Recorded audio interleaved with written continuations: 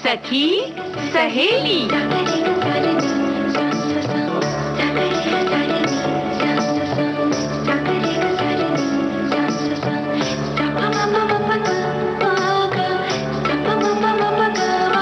सखी सहेली।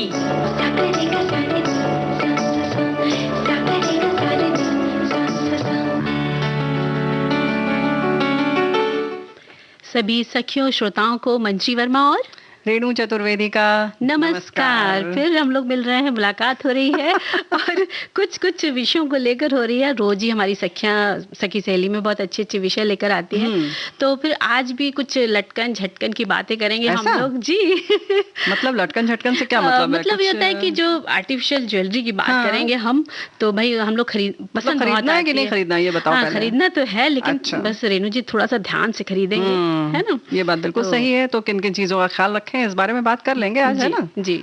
और इसके साथ ही सखी विशेष का दिन है, तो आज हम बात करेंगे क्रिकेटर झूलन गोस्वामी जी के बारे में। जी हाँ, झूलन गोस्वामी के बारे में बात करेंगे।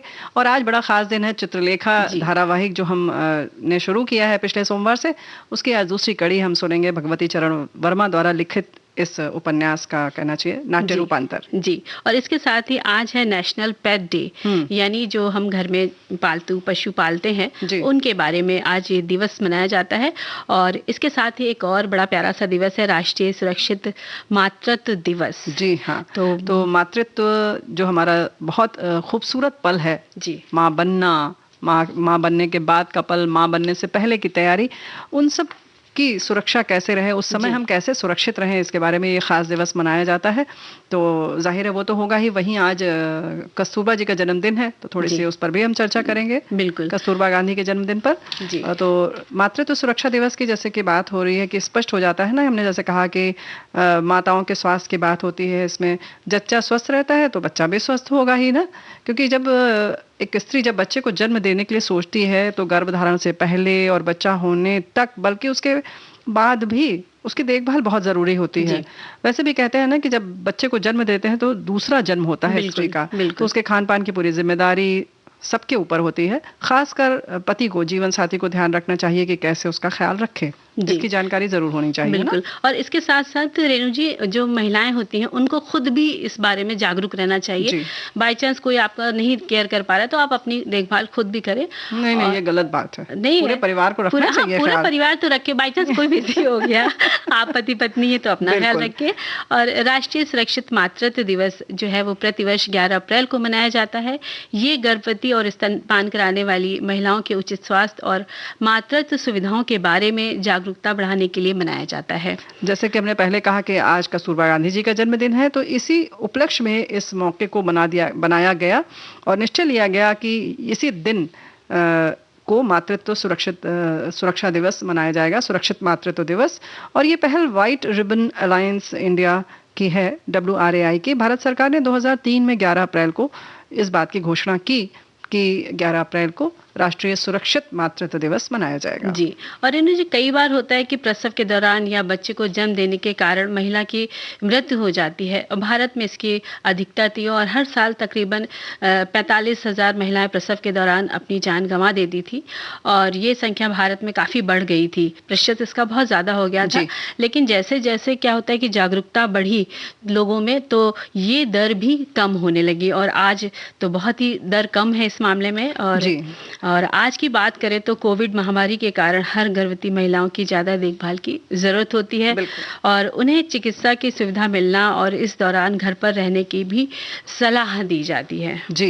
और जैसा कि हर कोई भी दिवस जब मनाते हैं तो उसकी जो थीम होती है वो घोषित की जाती है। और इस वर्ष की थीम है कोरोना वायरस के बीच घर पर रहें, माँ और शिशु को कोरोना वायरस से बचाएं। तो इन प्रयासों का मुख्य उद्देश्य जो है, जैसे कि तुमने कहा ना कि बहुत ज़्यादा मृत्यु दर काफ़ी ज़्यादा थी, जिसको कि मैटरनिटी रेट कहते हैं जी। तो उसकी जो दृष्टि MMR जो थी वो बहुत ज़्यादा थी, तो धीरे धीरे उसमें कमी तो आई है, लेकिन हाँ, शून्य हो जाए तो कितना अच्छा होगा, है ना? नहीं, तो इन प्रयासों का यही उद्देश्य है कि गर्भवती महिला को जीने का अधिकार है, उसको मिले और वो अपने जीवन या अपने अजन्मे बच्चे के जीवन को जोखिम में डाले बिना ऐसा करे। कि वो घर पर रहें और अपने बच्चे का ख्याल रखें। ये तो कोरोना के समय की बात है, लेकिन सामान्य दिनों में भी जैसे कि है कि हमारी बहनें जागरूक रहती हैं, लेकिन जब परिवार का पूरा सहयोग नहीं मिलता तो जाहिर है कि खान पान में कमी हो जाती है। अक्सर तो सारी समस्या वहीं से उठती है कि खून की कमी हो जाती है ना। बिल्कुल। तो इस तरह से पोषण की, उसके मानसिक स्वास्थ्य की, उसके मनोवैज्ञानिक रूप से वो अपने आप को सुरक्षित महसूस करे, सुकून में रहे, इन सब चीजों को मुहैया कराना पूरे समाज के, परिवार की जिम्मेदारी है ना। बिल्कुल। और खान पान की जहाँ तक बात है तो खूब आयरन है, आयरन वाले फल सब्जी ले जिसमें आयरन पाया जाता है, कैल्शियम हो, फास्फोरस वगैरह हो, और साथ ही जो आप मतलब हरी पत्तेदार सब्जियां हैं, फल हैं, जूस हैं, फाइबर कहना चाहिए आपके सिस्टम में जाना चाहिए, और ज़्यादा से ज़्यादा पानी पीजिए, और छाछ है, दही है, दूध है, इसके साथ जूस, ये सब आप लें जो आपके शरीर को पौष्टिकता प्रदान करें और आप स्वस्थ रहें, और आपका होने वाला बच्चा भी स्वस्थ रहेगा, मानसिक रूप से भी स्वस्थ रहेगा। हमारे साथी लिखकर भेजती है कि महिलाएं किसी भी समाज की मजबूत स्तंभ होती हैं। जब हम महिलाओं और बच्चों की समग्र देखभाल करेंगे तभी देश का सतत विकास संभव है। एक गर्भवती महिला के निधन से न केवल बच्चे से मां का आंचल छिन जाता है, बल्कि पूरा का पूरा परिवार ही बिखर जाता है। इसलिए गर्भवती महिलाओं के स्वास्थ्य की उचित देखभाल और प्रसव संबंधी जागरूकता फैलाने के उद्देश्य से हर साल इस तरह से 11 अप्रैल को राष्ट्रीय सुरक्षित मातृत्व दिवस मनाया गया। और बाकी इन्होंने वैसे ही लिखा है कि मनाया जाता है जैसा कि कस्तूरबा गांधी जी के जन्मदिन की वजह से, और आधिकारिक तौर पर राष्ट्रीय सुरक्षित मातृत्व दिवस घोषित करने वाला भारत दुनिया का पहला देश है। ये बहुत बड़ी बात है।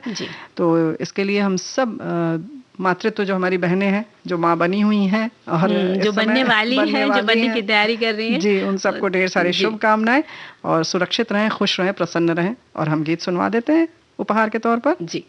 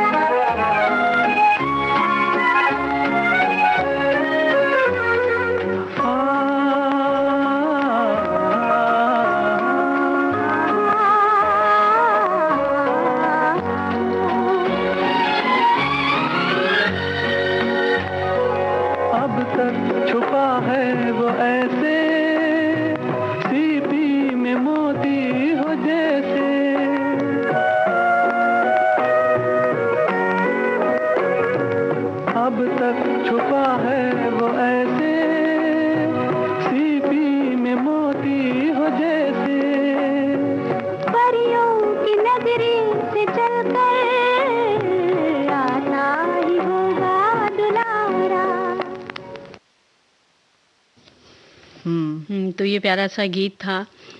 सभी को याद आ जाएगा। छोटे बच्चों को खिलाना और उसकी संभालना, देखभाल करना कितना अनोखा अनुभव होता है। बिल्कुल। तो जैसा कि हमने बात की कि कस्तूरबा गांधी का जन्मदिन है और इनका जन्म 11 अप्रैल 1869 को हुआ था और इनके मृत्यु 22 फरवरी 1944 को हुई।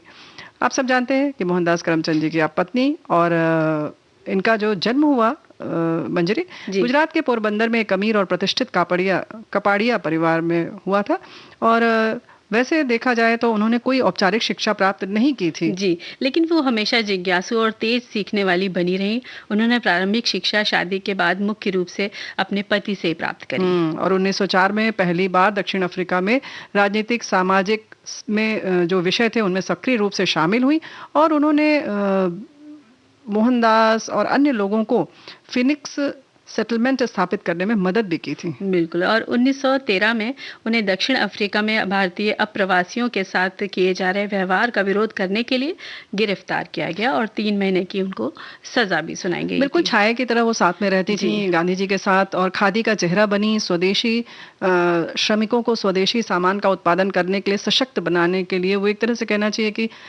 सबकी नेता बन गई थी। जी बिल्कुल। और जिस तरह के वो वस्त्र पहनती थी तो अभी भी देख के लगता है कि हाँ तुरंत खादी पहनना चाहिए हम लोगों को भी। बिल्कुल। और सन 1917 में कस्तूरबा गांधी जी ने चंपारण की महिलाओं की स्थिति में सुधार करने में भी मदद की और जहां गांधी नील बोने वालों के कल्याण के लिए काम कर रहे थे, गांधी जी नील बोने वालों के लिए उसके लिए काम कर रहे थे, वहां पर उन्होंने अपना मदद भी दिया, सहायता। तो इस तरह से पूरी तरह से कहना चाहिए कि वो समर्पित रहीं गांधी जी के साथ और चूंकि गांधी जी देश के लिए काम कर रहे थे तो उन्होंने देश के लिए भी काम किया, बराबर से लगी रहती थी, चाहे वो आश्रम का प्रबंधन हो, चाहे वहां पर और भी काम हो उसमें मदद करना, उन सब का श्रेय कस्तूरबा गांधी जी को जाता है। और इसी तरह से उन्होंने अंग्रेजों के खिलाफ अहिंसक विरोध प्रदर्शन में भी भाग लिया। ये बात है 1939 की। और वहीं 1942 में भारत छोड़ो आंदोलन में भी भाग लेने के लिए वो आगे रहीं, जो आंदोलन था, और इसके लिए उन्हें गिरफ्तार भी किया गया। फिर उसके बाद उन्हें आगा खां पैलेस में रखा गया पुणे में। तो इस तरह से पूरी तरह से वो देश के लिए समर्पित रहीं। और जैसे हमने पहले ही बताया कि 22 फरवरी 1944 को 74 वर्ष की आयु में उन्होंने अलविदा कह दिया इस देश को। तो बिल्कुल। तो देखो ऐसा है ना कि जो कहते हैं ना कि एक समर्पित थी देश के लिए, और ये सारी चीज़ें तो मायने रखती ही हैं, हम सब के लिए प्रेरणाप्रद बातें हैं। लेकिन वहीं गांधी जी की बात अगर हम करें तो वो तो पूरी तरह से सारे काम खुद करते थे, ऐसे ही कस्तूरबा जी भी करती थी, है कि नहीं? तो ये सब चीज़ें सीखने समझने की होती हैं। लेकिन आज एक और ख़ास दिन है ना मंजरी? बिल्कुल, आज है नेशनल पेट डे है। यानी जो पालतू जानवर हम लोग पालते हैं, पंछी भी पालते हैं, पंछी भी पालते हैं, उसमें पशु और पक्षी दोनों आ जाते हैं। तो राष्ट्रीय पालतू जानवर दिवस प्रतिवर्ष 11 अप्रैल को मनाया जाता है। ज्यादातर सभी को पशुओं से प्यार होता है और हमको भी है, आपको भी है, हम सभी जानते हैं। वहीं कुछ लोग उन्हें पालना पसंद करते हैं और वे उनका ख्याल भी खूब रखते हैं। आज के दिवस का उद्देश्य है कि पालतू पशु को गोद लेने का समर्थन भी करें और लोगों में जागरूकता भी फैलाएं। यानी कि जब गोद ले लेंगे तो जाहिर हम उनका ख्याल रखेंगे, उनके रहने खाने पीने हर चीज की व्यवस्था करेंगे तो वो सुरक्षित हो जाएंगे। और इस दिवस की अगर हम बात करें तो कोलिन पागे ने 2006 में इसकी शुरुआत की और मुख्य उद्देश्य यही कि लोग खुश होकर अपने पालतू जानवरों का ख्याल रखें। संयुक्त राज्य अमेरिका में आज के दिन से ये मनाया जाता है इस दिन को। इंसान और जानवरों का रिश्ता तो वैसे देखा जाए मंजरी तो बहुत पुराना है ना। पहले तो पूरा हम यातायात का कोई संसाधन नहीं था, इन्हीं सबके बैलगाड़ी हो या घोड़े हो इनके साथ ही होता था। खेती का तो मुख्य आधार ही बिल्कुल पशु है हमारे, है ना? जो पक्षी पाले जाते थे, कबूतर से कहते थे ना, संदेश वाहक का कार्य करते थे। तो कितना उस समय भी लोगों के अंदर उनको पालने का वो था, बिल्कुल जुनून था। तो वैसे भी ये जो होते हैं ना, अगर इन्हें डांट भी दिया जाए तो वो आपके पास फिर आ जाते हैं, बड़े प्यार से मनाते हैं, ऐसी नजरों से देखते हैं कि लगता है आपसे मनुहार कर रहे हैं। बहुत समझदार होते हैं, चाहे उनकी शरारतें हों या उनके काम हों, समझदार बहुत होते हैं। और एक तरह से कहना चाहिए कि एक भावनात्मक रिश्ता जुड़ जाता है, बिल्कुल, है ना? और इनका छोटा सा जीवन जो है हमारे पालतू जानवरों को हमारे साथ उन्हें बिताना पड़ता है और वे इसका अधिकांश समय हमारे घर आने के इंतजार में बिताते हैं। ऐसा कहा है, जॉन ग्रोगन के एक शब्द हैं, उन्होंने ये बात कही थी कि मतलब वो छोटा सा उनका जीवन होता है, वो दिन भर हमारा घर में बंद इंतजार करते हैं। जब हम ताला खोलते हैं घर का तो ऐसे कूद के आते हैं, लज जाते हैं और बड़ा प्यार करते हैं। तो बड़ा अच्छा लगता है, वो पल भी बहुत अच्छा लगता है पशुओं के साथ। इसलिए जो भी आप पालें, जो भी पालतू आपके पास पशु पक्षी जो भी हों, उनकी उचित देखभाल करें, उन्हें प्यार दें। इसके अलावा जो भी रास्ते में जो आपको पशु अगर दिखते हैं तो उन्हें भी प्यार दें, हो सके तो भोजन पानी की व्यवस्था कर दें। इसके साथ ही जो पशुओं की सुरक्षा संस्थाएं हैं उनसे विभिन्न सुविधाएं उन्हें दिलवाएं, उन्हें टीके आदि जो लगते हैं वो दिलवा दें, क्योंकि ये मूक प्राणी हैं और इनकी आवाज़ हम बन सकते हैं और इस तरह से उनका जीवन जो है और बेहतर हम कर सकते हैं। बिल्कुल, है ना? और इनको मतलब डॉक्टर के आप जो भी पालते हैं तो चिकित्सक के पास जाके पूरी उसकी देखभाल करें, और क्योंकि ये गर्मियों का मौसम है तो बहुत ज़रूरत होती है उनको, वातावरण बहुत अच्छा होना चाहिए घर का जिसमें वो सही से रह सके। और जैसा कहा गया ना रेणु जी कि आजकल पानी पक्षियों के लिए, पशुओं के लिए रखें, दाना रखें, तो वो बहुत ज़रूरी है करने के लिए। बिल्कुल सही कहा तुमने। लेकिन इस समय बहुत ज़रूरी है कि कार्यक्रम में दाने के तौर पर एक गाना पेश कर दिया जाए। जी।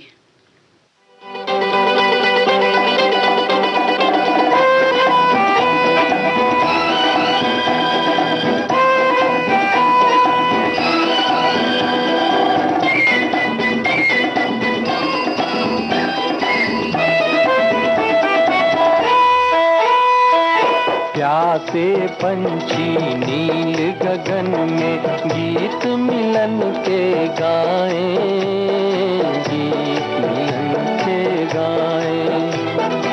इस मेले में हम हैं अकेले, साथी किसे बनाएं, साथी किसे बनाएं। प्यासे पंछी नील गगन में गीत मिलन के गाएं, गीत मिलन के गाएं।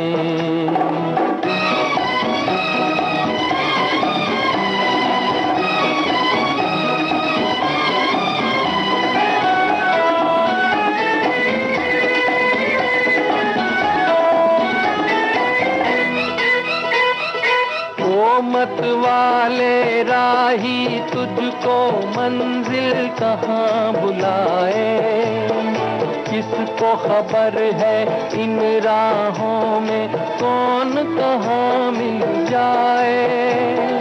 ओ मत वाले राही तुझको मंजिल कहाँ बुलाए, किसको खबर है इन राहों में कौन कहाँ मिल जाए। जैसे सागर की दो लहरें चुपके से मिल जाएंगी, मिलन के गाएं।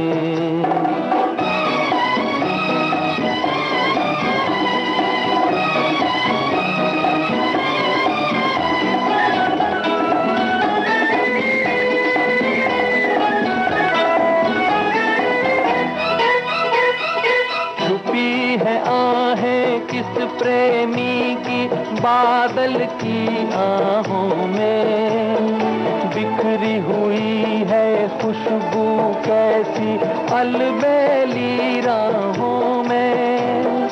छुपी है आहें किस प्रेमी की बादल की आहों में, बिखरी हुई है खुशबू कैसी अलबेली राहों में। किसकी जुल्फें छू कर आई महकी हुई ये हवाएं, गीत मिलन के गाएं। प्यासे पंछी नील गगन में गीत मिलन के गाएं, गीत मिलन के गाएं।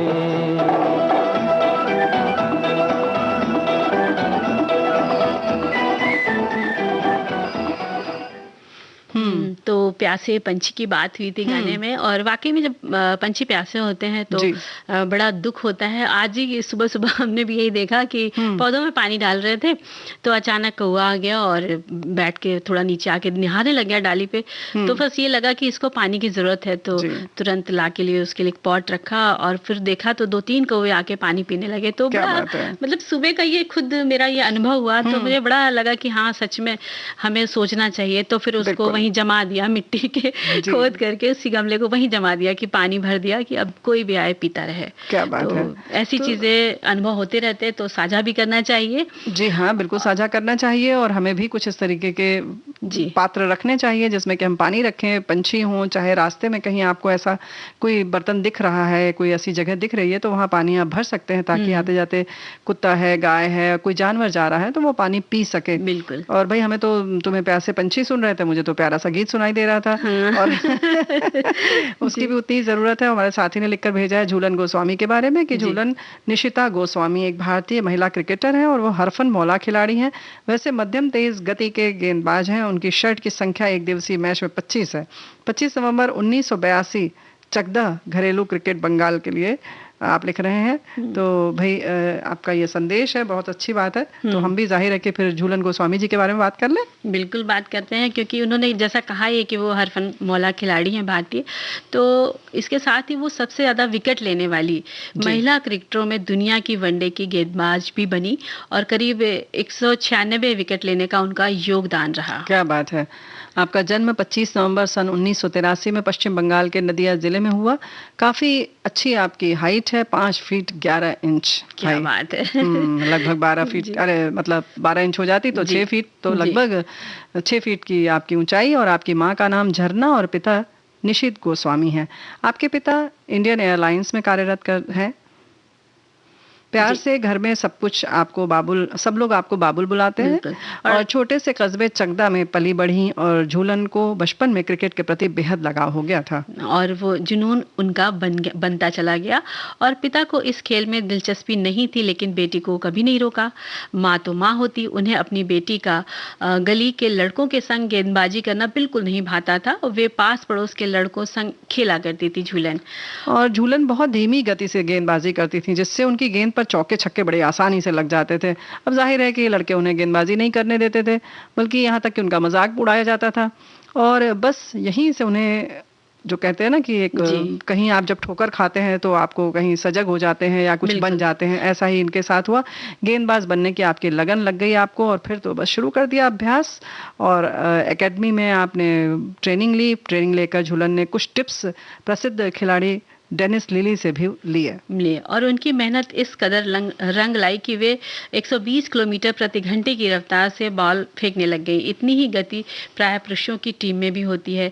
झूलन की गेंदबाजी एकदम सटीक रहती थी और उनके कोच स्वप्न साधु ने उनके माता पिता को एक बार समझाया भी था कि महिलाएं भी क्रिकेट खेलती हैं।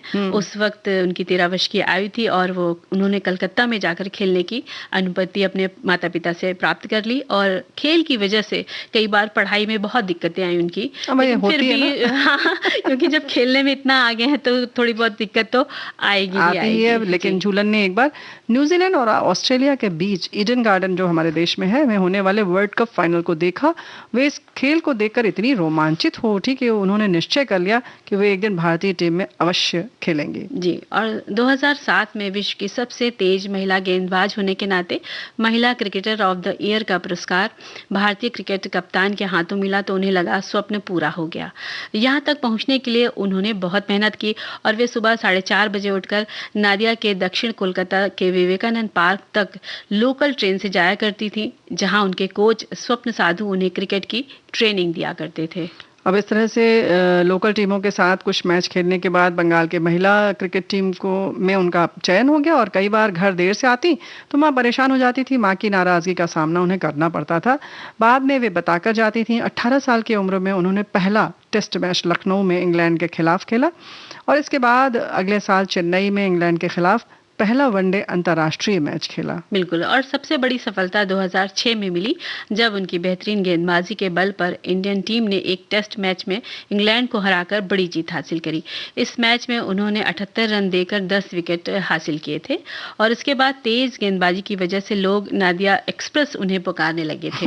बिल्कुल, कोई ना कोई नाम तो रख ही दिया जाता है। जब इस तरह से जब तेज जब होते हैं बॉलर तो उनका नाम कुछ इसी तरह से हो जाता है। और इसी सब उपलब्धि के कारण, आपकी कहना चाहिए प्रदर्शन के कारण, सन 2010 में अर्जुन पुरस्कार और 2012 में पद्मश्री सम्मान आपको मिला। दुनिया में सबसे ज्यादा विकेट लेने वाली महिला क्रिकेटर तो आप हैं ही। साल 2011 तक 3 साल तक ब्लू में महिलाओं का नेतृत्व किया और उनकी अगुवाई में भारत ने 25 एक दिवसीय मैच खेले, जिसमें 12 मैचों को जीत मिली और 4 एशियाई कप में 100 एक दिवसीय विकेट लेने वाली चौथी महिला भी बन गई। बिल्कुल, और अब तक उन्होंने कई मैच खेले। उन्हें लीडिंग इंटरनेशनल विकेट देकर टेकर पुरस्कार भी मिला और कैस्ट्रॉल अवार्ड मुंबई में भी मिला। वे एक ऑलराउंडर हैं। आपकी उपलब्धियों को ध्यान में रखते हुए एक भारतीय डाक टिकट भी सरकार द्वारा जारी किया गया और बीसीसीआई ने झूलन गोस्वामी को खिलाड़ी कोच भी नियुक्त किया और वे भारतीय महिला टीम के साथ गेंदबाजी सलाहकार के रूप में भी काम करती हैं, काम कर रही हैं। लेकिन हम जो हैं तैयार हैं कि गीत सुनवा दें इसके बाद। जी।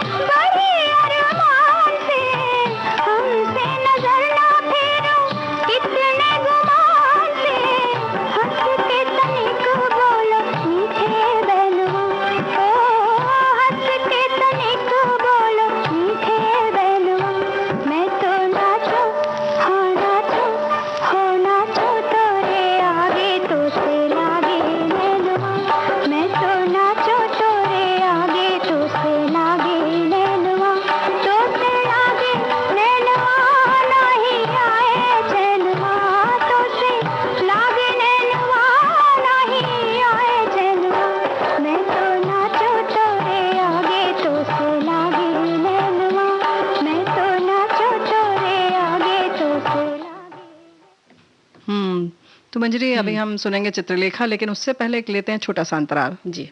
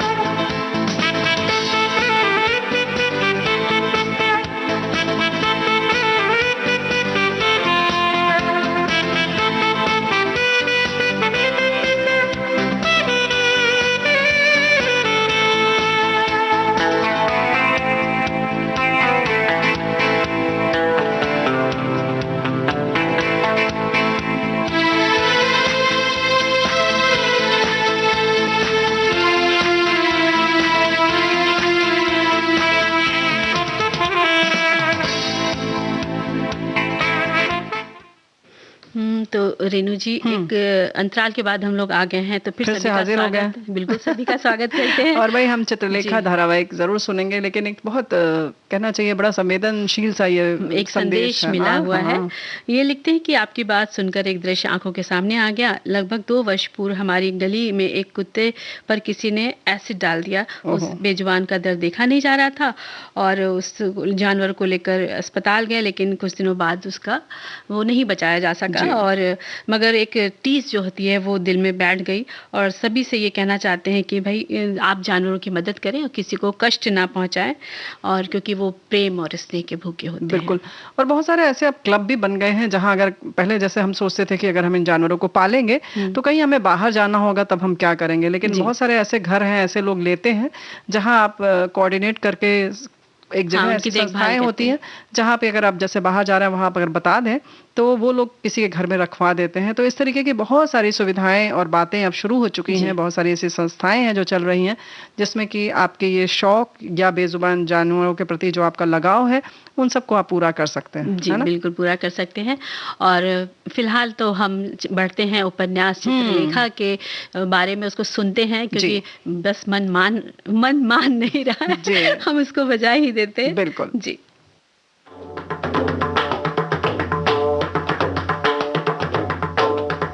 चित्रलेखा।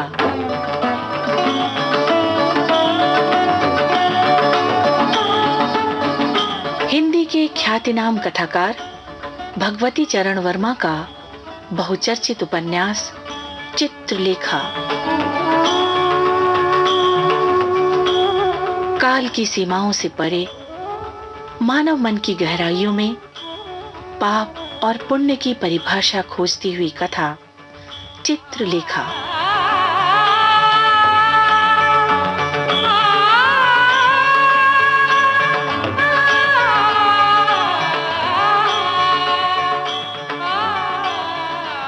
पिछली कड़ी में हमने पढ़ा कि राजनर्तकी चित्रलेखा सामंत बीजगुप्त की संगिनी है, किंतु बीजगुप्त के जीवन में आने से पहले चित्रलेखा ने कैसा जीवन जिया ये हम अभी नहीं जानते।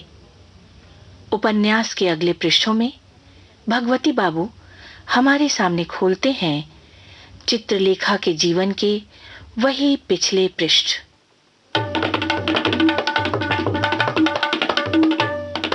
चित्रलेखा वेश्या न थी, वो केवल नर्तकी थी। पाटलिपुत्र की असाधारण सुंदर नर्तकी का वेश्यावृत्ति स्वीकार न करना ये बात स्वयं ही असाधारण थी, पर उसके कारण थे और उन कारणों का उसके गत जीवन से गहरा संबंध था। चित्रलेखा ब्राह्मण विधवा थी। वो विधवा उस समय हुई थी जिस समय उसकी अवस्था 18 वर्ष की थी। विधवा हो जाने के बाद संयम उसका नियम हो गया था, पर बात वैसी ही अधिक दिनों तक न रह सकी। एक दिन उसके जीवन में कृष्णादित्य ने प्रवेश किया।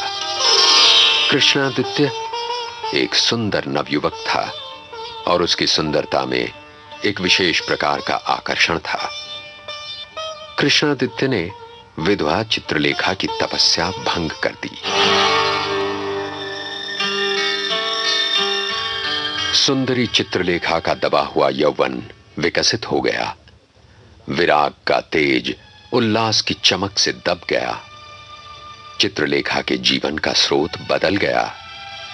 कृष्णादित्य ने चित्रलेखा से शपथ ली, जब तक हम दोनों जीवित रहेंगे, हम दोनों साथ रहेंगे, कोई भी हम दोनों को अलग न कर सकेगा। चित्रलेखा ने कृष्णादित्य की शपथ पर विश्वास कर लिया था। इसके बाद जो होना चाहिए था वही हुआ। चित्रलेखा गर्भवती हो गई। गुप्त प्रेम संसार पर प्रकट हो गया। कृष्णादित्य के पिता ने कृष्णादित्य को निकाल दिया और चित्रलेखा के पिता ने चित्रलेखा को। संपन्न पिता का पुत्र कृष्णादित्य गर्भवती सुंदरी चित्रलेखा को लेकर जनरव में निकल पड़ा। त्याज्य नवयुवक को समाज की भर्त्सना और अपमान असह्य हो गए। इस अपमानजनक जीवन की अपेक्षा मृत्यु से अधिक प्रिय लगी। रह गई चित्रलेखा। उसे एक नर्तकी ने अपने यहां आश्रय दिया।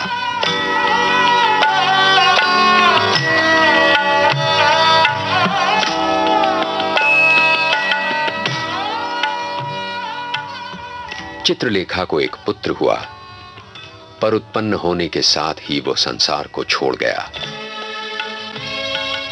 चित्रलेखा का कंठ कोमल था और शरीर सुंदर। जिस नर्तकी ने उसे आश्रय दिया था, उसने उसे नृत्य और संगीत कला की शिक्षा दी। इसके बाद चित्रलेखा भी नर्तकी हो गई।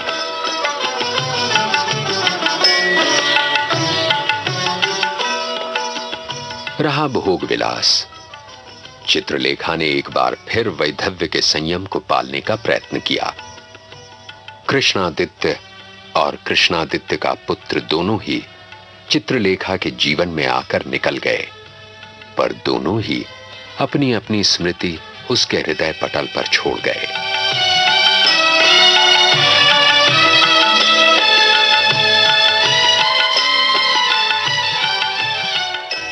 पाटलिपुत्र का जन समुदाय चित्रलेखा के पैरों पर लोटा करता था, पर चित्रलेखा ने संयम के तेज से जनित कांति को बनाए रखा। बड़े बड़े शक्तिशाली सरदार और लक्षाधीश नवयुवक उसके प्रणय के प्यासे थे, पर उसको कोई भी न पा सका। जन समुदाय के सामने वो असाधारण सुंदरी आती थी और विद्युत की भांति चमककर वो उनके सामने से लोप हो जाती थी। जिसने उसे एक बार देखा, उसके हृदय में उसे एक बार फिर देखने की अमिट साध उत्पन्न हो गई। एक दिन बीजगुप्त चित्रलेखा का नृत्य देखने गया। नाचते नाचते चित्रलेखा की दृष्टि बीजगुप्त पर पड़ी। एकाएक उसका मुख श्वेत हो गया। उसे ऐसा प्रतीत हुआ मानो कृष्णादित्य स्वर्ग से उतरकर उसका नृत्य देखने आया है। वो रुक गई और एक टक अपने को तथा अपने सामने बैठे हुए जन समुदाय को भूलकर बीजगुप्त की ओर देखने लगी।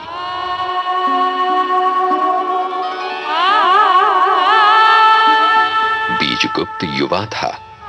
उसकी अवस्था प्रायः 25 वर्ष की थी। चित्रलेखा के सौंदर्य के वशीभूत होकर वो भी एक टक उसकी ओर देख रहा था। उसकी आंखें चित्रलेखा की आंखों से मिल गईं। जन समुदाय की आंखें उस व्यक्ति की ओर घूम गईं जिसको चित्रलेखा देख रही थी। लोगों के मुख से निकल पड़ा, अरे ये तो बीजगुप्त है। चित्रलेखा ने भी ये सुना। अपनी भूल पर उसे परिताप हुआ, पर उससे अधिक क्रोध। बीजगुप्त की ओर से आंखें फेरकर वो नृत्य करने लगी।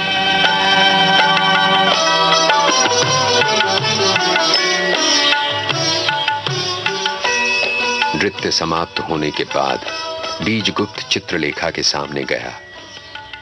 उसने कहा, क्या कभी आपके स्थान पर आपके दर्शन कर सकने का सौभाग्य प्राप्त कर सकूंगा? नहीं, मैं व्यक्ति से नहीं मिलती। मैं केवल समुदाय के सामने आती हूँ। व्यक्ति का मेरे जीवन से कोई संबंध नहीं। व्यक्ति से ही समुदाय बनता है। समुदाय की प्यास उसके प्रत्येक व्यक्ति की प्यास है। फिर ये भेद क्यों? भेद जानना चाहोगे तो सुनो। जिसे सब समुदाय का उल्लास कहते हैं, वो समुदाय के व्यक्तियों के रुदन का संग्रह है। निर्बल व्यक्तियों की आहें संगठित होकर समुदाय द्वारा जनित क्रांति का रूप धारण कर सकती हैं, और साथ ही जहां समुदाय से हानि की कोई संभावना नहीं होती, वहां व्यक्ति का ममत्व भाव भयोत्पादक केंद्र बन जाता है। तो फिर ये समझ लो कि मेरे लिए आपका द्वार बंद है। व्यक्तित्व जीवन में प्रधान है और व्यक्ति से ही समुदाय बनता है। जब व्यक्ति वर्जित है तो उस व्यक्ति के लिए समुदाय का भाग बनना अपना ही अपमान करना है।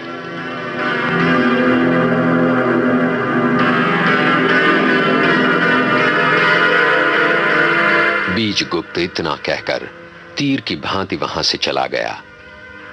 बीजगुप्त चला गया, पर चित्रलेखा के हृदय में वो एक प्रकार की हलचल पैदा कर गया। दिन पर दिन बीतते गए, पर चित्रलेखा ने बीजगुप्त को फिर न देखा। कृत्रिम उपेक्षा धीरे धीरे दूर होती गई और चित्रलेखा के हृदय में बीजगुप्त की स्मृति प्रबल हो उठी। नित्य ही नृत्य भवन में बैठे हुए दर्शकों में उसकी आंखें बीजगुप्त को ढूंढती थीं, पर अंत में उन्हें निराश होना पड़ता था। लाख दबाने की चेष्टा करने पर भी अभिलाषा प्रबल ही होती गई। एक दिन चित्रलेखा ने अपनी दासी से पूछा, इस नगर में बीजगुप्त नाम का कोई व्यक्ति रहता है? बीजगुप्त को कौन नहीं जानता देवी। वह इस नगर का सबसे सुंदर और प्रभावशाली युवक सामंत है। चित्रलेखा ने दासी को एक पत्र दिया और उसे बीजगुप्त को दे देने को कहा। दासी ने बीजगुप्त को वो पत्र दे दिया। उसमें लिखा था, चित्रलेखा बहुत सोच विचार के बाद इस निष्कर्ष पर पहुंची है कि केवल एक व्यक्ति उसके जीवन में आ सकता है और वो व्यक्ति बीजगुप्त है।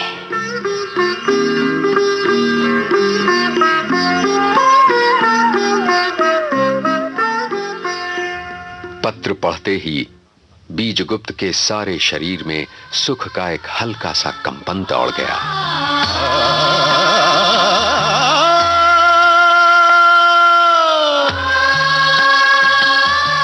उसी दिन से इन दो प्राणियों का साथ हुआ, पर फिर भी चित्रलेखा गणिका न थी।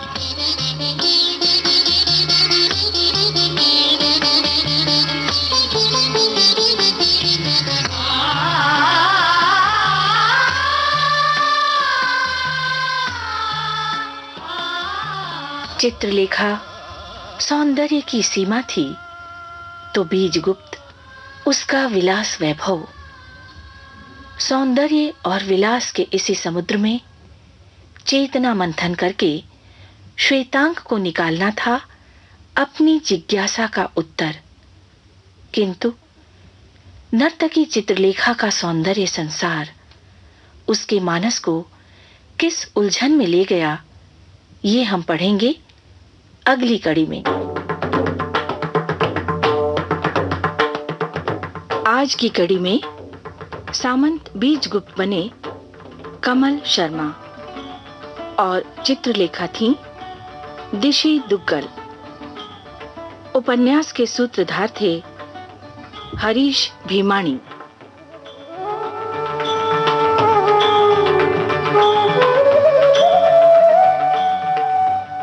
सहायक राजेश मलिक। परिकल्पना और प्रस्तुति लोकेंद्र शर्मा और विजय लक्ष्मी छाबड़ा।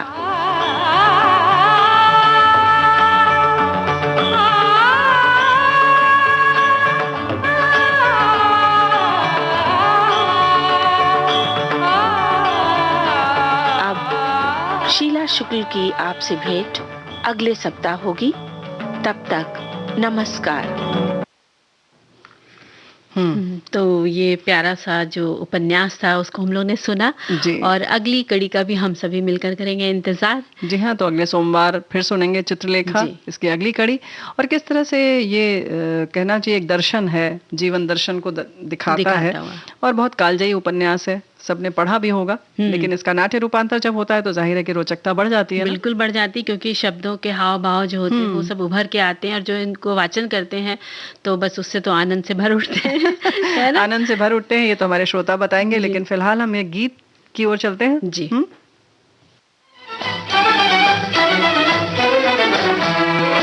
नी बलिए रुच रुत है बाहर की, नी बलिए रुत है बाहर की। सुन चनवे रुत है बाहर की, देखो आए वो लेके डोले प्यार की। कुछ मत पूछो कैसे बीती घड़ियां इंतजार की, नी बलिए रुत है बाहर की। चनवे रुत है बाहर की।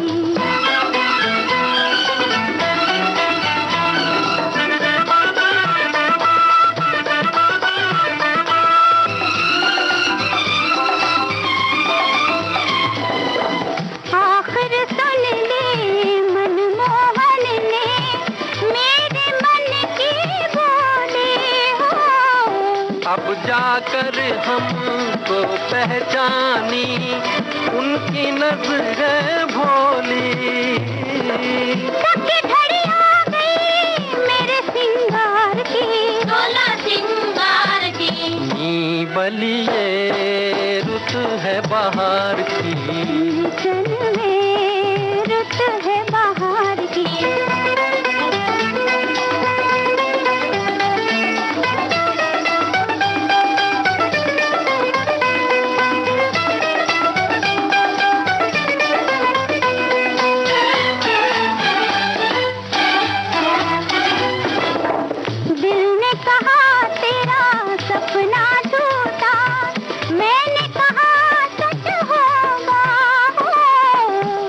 पहले दिन जान गए थे कैसे क्या कब होगा।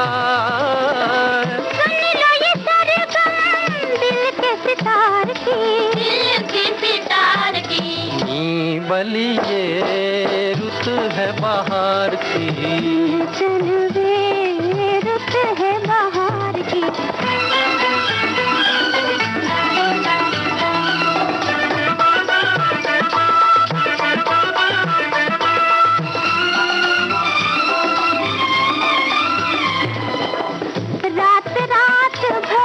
सोचा तुमको कैसे पास बुलाऊं, द्वार खड़े तुम लाज लगे अब सामने कैसे आऊं।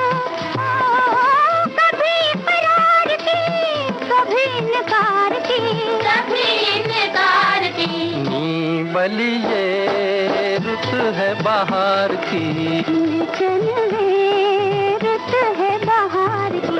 कुछ मत पूछो कैसे बीती घड़ियां इंतजार की, नी बलिए रुत है बाहर की। सुन चनवे रुत है बाहर की, नी बलिए रुत है बाहर की। सुन चनवे रुत है बाहर की, नी बलिए रुत है बाहर की। सुन चनवे रुत है बाहर की। तो भाई रुत बहार की तो थी इनकी, लेकिन एक बहार और भी होती जब हमारे आसपास जब हम खोल के बैठते हैं ना डिब्बे, बहुत सारी ज्वेलरी निकल के आती है।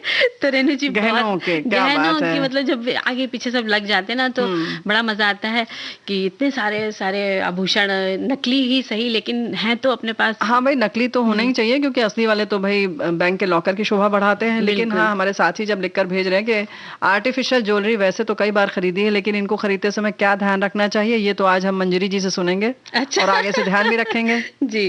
तो बताइए मंजरी जी। बिल्कुल, ये आभूषण जो पहनते हैं उसका शौक तो भाई हर महिला को होता है, कोई इससे नकार भी नहीं सकता है। बिल्कुल। और जब अपनी पसंद की ज्वेलरी खरीदनी हो तो कुछ बातों का ध्यान इस तरह से रखना है कि भाई जैसे कि हम सोने और चांदी की जब खरीदने जाते हैं तो उसके हम भाव वगैरह पता करते हैं कि कितने ग्राम का कितने का मिल रहा है, और कोई जानकार साथ में हो तो लेकर जाएं और उसका रेट कितना है 3-4 जगहों से हम पता कर लें, तभी हम उस चीज़ को ले सकते हैं। और जल्दी जल्दी तो हम सोना चांदी की चीजें नहीं खरीद सकते हैं, उसके लिए बहुत ज्यादा पैसा होता है, और वो क्या होता है कि एक ही दो पे होते हैं फिर ऊब जाते हैं, हर जगह फिर पहनते भी नहीं, फिर यही रोना होता है कि हम क्या पहने, मैचिंग का नहीं है। तो इसलिए हम नकली ज्वेलरी खरीदते हैं, और जब मैचिंग पर पहनने के लिए हम बात आती है तो वहां जाएं जब खरीदना हो तो जो भी आपके पास कपड़े हैं उनको एक बार नजर डाल लीजिए कि आपके पास ये है, आपको इस तरह की मैचिंग की चीजें आपको वहां जाकर के आर्टिफिशियल ज्वेलरी खरीद। तो ऐसा न करें कि वो अपने जो कपड़े हैं उनको साथ में ले जाए, तो सारे हो अक्सर जाएंगे ना ले जाने के लिए। हाँ तो ले जाए ना, क्योंकि देखो ज्वेलरी तो ज्यादा भारी होगी नहीं, तो कपड़े साथ में रखिए। अच्छा, लेकिन एक और आजकल तो क्या मीडिया है, अपने पास मोबाइल भी तो है ना, रंग में तो लेकिन बदलाव हो जाता है थोड़ा बहुत वही आंखें भी तो हैं जो बहुत महिलाओं की आंखें बहुत तेज होती है कुछ इस मामले में, कि वो रंग एकदम पकड़ लेती है, क्या बात बिल्कुल है। भी ऊपर नीचे नहीं करने देती। तो मोबाइल में आप फोटो खींच के भी ले जा सकते हैं। वैसे ये बहुत जरूरी है, फोटो खींच के ले जाए, क्योंकि अक्सर ऐसा होता है कि जब हम ज्वेलरी या किसी भी चूड़ी की, किसी भी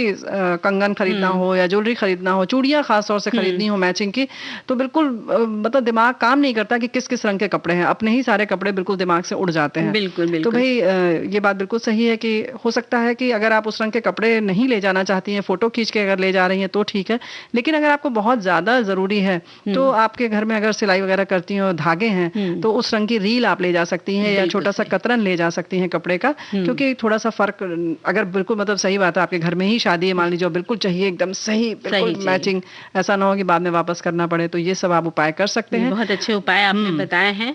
और इसी के साथ साथ मोती के नग वाले या स्टोन के हैं, जो धागे की आपने बात करी, धागे वाले भी मेटल या वुडन के भी ज्वेलरी आती हैं। तो जूट की आती है, ज्वेलरी आती है, और लेते समय आप बिल्कुल भी जल्दबाजी ना करें, बहुत ध्यान से लें और थोड़ा उलट पलट कर आप देख लें कि सही से काम है या नहीं है, या कहीं से टूटा तो नहीं है। कई बार छोटी छोटी लटकन लगी रहती है मोतियों की, तो मालूम पड़ा 4 है तो एक गायब है, तो वो चीज फिर आप ना लें, उस दुकानदार को भी बता दें। और कई बार लेते समय जैसे कड़े हैं, कंगन ले रहे हैं तो मेटल लगा, तो ये भी देख लें कि उसके नीचे जंग तो नहीं लगा है। कई बार जरा सा भी अगर जंग का एक भी बूंद होगा तो वो फैलेगा। उसके संग संग आपके जो त्वचा को नुकसान करेगा। इसके साथ साथ कभी कभी खुरदुरापन रहता है, तो आप उसको खूब अच्छे से उंगलियां चलाकर उसमें देख लेंगे चिकना तो है कि नहीं है। अगर चलिए ठीक है, आपको लगता है त्वचा के लिए तो ठीक है, लेकिन आपने शिफॉन का कोई दुपट्टा पहना तो उसमें जरूर आप फंस जाएगा। तो बेहतर हो कि आप अपनी साड़ी या कोई ऐसे शिफॉन के कपड़े पर उसको एक बार, जो भी ज्वेलरी आप खरीद रही हैं, चाहे कंगन हो, झुमके हो, गले का हार हो, उसको एक बार उस पर खींच के देख लें कि कहीं ऐसा तो नहीं कि आप बाद में वो उसमें दुपट्टे फंस रहे हैं या साड़ी फंस रही है। तो इन सारी चीजों का भी ख्याल रखें कि कहीं उसमें कोई ऐसा तो नहीं है कि खुरदुरा सा है कि वो खींच दे सारी चीजों को, है ना। और ये भी देखें कि आपको किस शादी पर क्या पहनना है, लटके वाले ऊपर आपके बहुत अच्छे लगते हैं या गले से चिपका हुआ अच्छा लगता है। और इसके साथ साथ आजकल मोतियों के नग वाले सिल्वर गोल्डन सेट आप अपने पास जरूर रखें, क्योंकि ये ज्यादातर एक दूसरे पर चल जाते हैं। और आजकल जो हरे रंग की मोतियों का बहुत फैशन है, तो वो ले सकती हैं आप, जो कईयों पर चल जाता है। इसके साथ साथ लाल, गुलाबी या काले रंग का भी आप ले सकती हैं, जो सब पर ही चलता है। इसके संग संग फिर और ऐसी दुकान से ले जहां पर आपको लगता है कि थोड़ा बदल भी दे।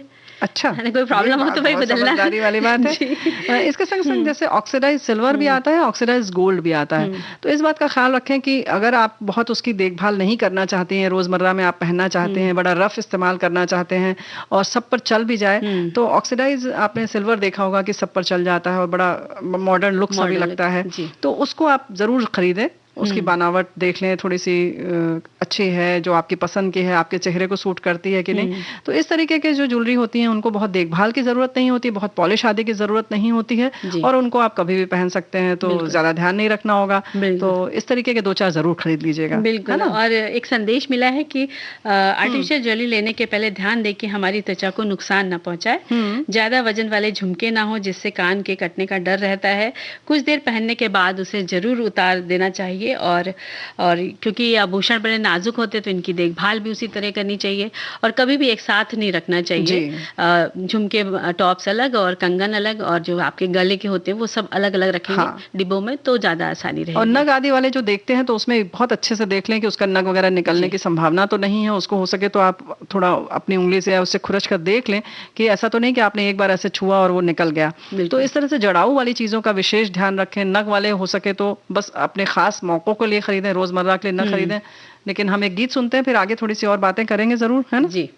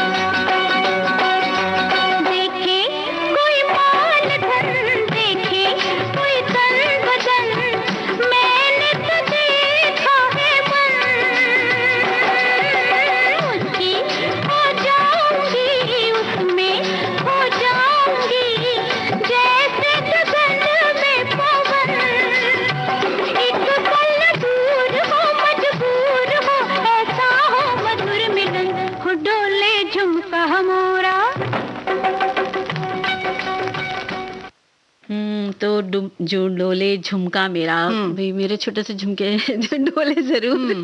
भाई देखो, झुमका बोलेगा, कंगना भी बोलेगा, चूड़ियां भी खनकेंगी, लेकिन जाहिर है कि खरीदते समय जिन चीजों का ख्याल रखना है वो तो आपको ख्याल रखना ही है, क्योंकि पैसे हमारे होते हैं ना, तो इन सब चीजों का ख्याल रखना चाहिए। जैसे कि जो पीछे तल्ला लगता है, जैसे कि हम अगर डंडी जाती है कान में, फिर उसका जब हम लगाते हैं उसको पेच, तो वो पेच आप जरूर एक बार देख लें। आर्टिफिशियल में बहुत जल्दी घुमावदार अगर पेच वाला है तो अक्सर ऐसा होता है कि वो बहुत जल्दी खराब हो जाता है। बिल्कुल। और मुझे एक आइडिया और आया है, साझा करते हैं। जब हम कॉलेज टाइम में तो कई बार क्या होता था, पेच इधर उधर हो गए, गिर गए, तो हम क्या करते थे, रबड़ ले लेते थे और उसका छोटा सा टुकड़ा काट लेते थे और बस उसका पेच बना लेते थे। क्या बात है। तो ये भी कभी कभी करना पड़ जाता था इमरजेंसी में। और जब हम कहीं जाते हैं शादी ब्याह में आर्टिफिशियल ज्वेलरी लेकर के, तो कई बार वो निकलने का डर रहता है, तो उसके लिए आपके पास कोई चिमटी वगैरह हो तो वो भी साथ में लेके रखें कि आप उसको टाइट कर सके अपने हाथ से। तो ऐसे ही जो बहुत पोत वाले होते हैं, कई लड़के माले जैसे होते हैं, छोटी छोटी पोत वाला होता है, तो उसमें आप जरूर देख लें कि जो धागा प्रयोग में लाया गया वो बहुत कच्चा तो नहीं है, क्योंकि जब हम नकली इस तरीके की ज्वेलरी खरीदते हैं तो उसको इस बात का ख्याल रखना चाहिए। और जो तुमने पेच की बात कही है, बहुत सारे अब आप जब बाजार में जाती हैं तो एक दो एक्स्ट्रा ले लीजिए तो बेहतर रहेगा, क्योंकि अब रबड़ मिलना मुश्किल है ना। जी बिल्कुल मुश्किल है। और देखिए, अब सखी सहेली का कार्यक्रम समाप्त होने का समय बिल्कुल हो चुका है, तो हम लेते हैं सभी से इजाजत। मंत्री वर्मा और रेणु चतुर्वेदी का नमस्कार।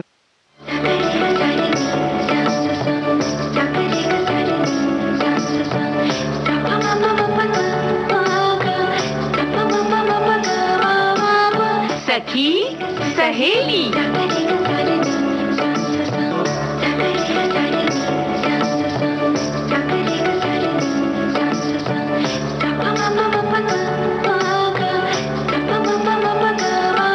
सखी सहेली।